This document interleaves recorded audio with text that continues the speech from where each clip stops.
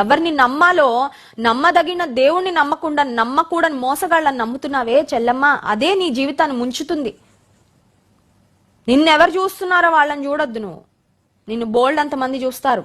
Road మీదకి వెళ్తే ఒక ఆడపిల్ల అనగానే బోల్డ్ అంతమంది చూస్తారు. నిన్ను చూసే వాళ్ళందరూ నీ ఫోకస్ వాళ్ళకి ఇవ్వక్కర్లేదు. నువ్వు ఫోకస్ ఆన్ గాడ్, దేవుని మీద ఫోకస్ చేయి, అది ముఖ్యం నీకు.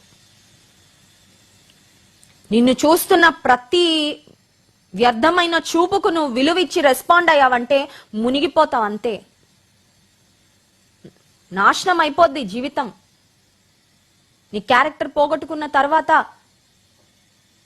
నీ సాక్ష్యం పోగొట్టుకున్న తర్వాత, నీ ఆరోగ్యం పోగొట్టుకున్న తర్వాత, నీ వర్జినిటీ కోల్పోయిన తర్వాత, మీ పరువు ప్రతిష్టలన్నీ పోగొట్టుకున్న తర్వాత, నీ కెరియర్, నీ చదువు నాశనం చేసుకున్న తర్వాత ఎప్పటికి లేస్తావు పైకి నువ్వు?